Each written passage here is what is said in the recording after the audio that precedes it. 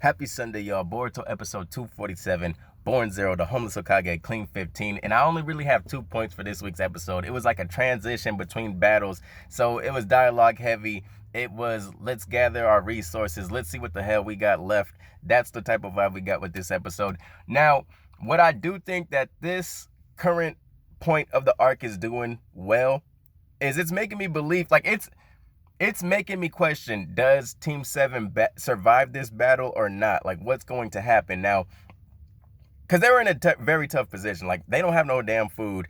There's only really, like, what now?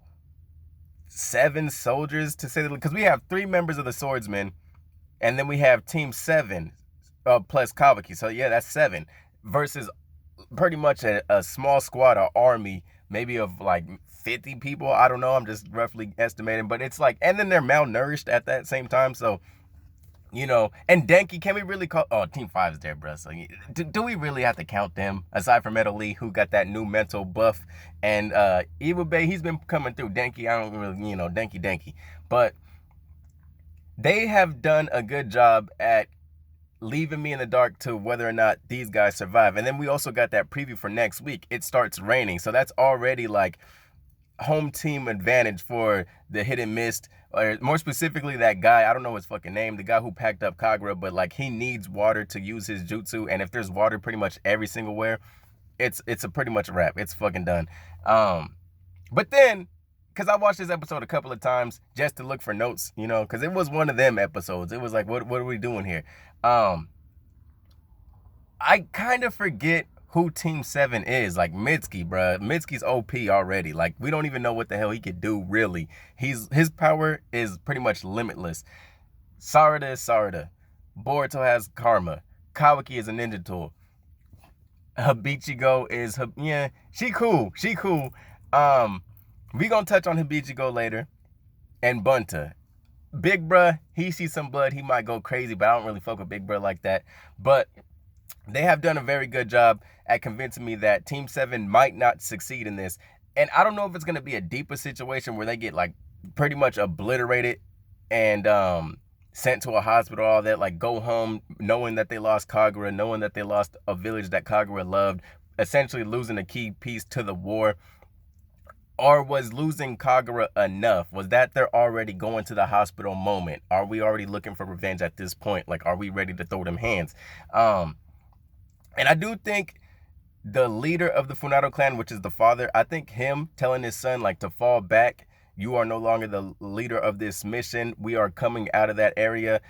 I think that kind of helps the storyline, because if the Funato clan were to invade right at this moment, I think chances are that they win, being the Funato clan, even though they had that little rift, like, oh, fuck what the boss says, because they're going to invade regardless, but fuck what the boss says, we finna do this shit right now. I don't know if that's just us getting a peek into the psyche of that leader of that small little militia, if he's more on a thing where it's like, fuck this shit, my mind is clouded, all I see is red right now, so I'm not going to be able to, formulate good strategies, I'm just out there going reckless. I don't know if that's the type of thing that we're getting. Is that going to help Team 7 and company? Now, Habichigo, bruh. We got a Habichigo backstory. It was good enough for what we got, because I feel like her character is developed enough, being throughout this whole arc. She's going from can we trust her to damn, she's about to pack up Kagura, to damn, Kagura trusts her. We're starting to see other sides of her. And then this kind of puts the cherry on top with that, because with Metal Lee and Kagura, they kind of act as the same person. Kagura being someone who sees her as more than a criminal, and Metal Lee, giving her compliment like, girl, you can sew, bitch. You're not just a killer. Like, someone who sees her, like, because honestly, all she's ever been rewarded for is packing people up. And now we got Metal Lee out here who's, showing her the other side of things, showing you what it's like to have privilege and shit. I'm from the suburbs, you from the slums. Let's do this. My main thing that I fear about the backstory is I do not want her to die. I don't want her to die, because I feel like with her alive, Metal Lee can still develop. I don't think Metal Lee needs to see a pack for him to unleash, right? And I really don't want that. I want the love story. I want to see some romance from my man's Metal Lee. And mainly, my main admiration for Habichigo is through Metal Lee. Like, she essentially made Metal League relevant again for me. He hasn't been nothing for a minute. Like, I don't even know what to do with Metal League, bro. The tuning exams, that's where he lost me. That's where Metal League lost me. He came back in this arc. And that's pretty much what I got. So thank y'all. Take care. See you niggas next week. Peace. All right.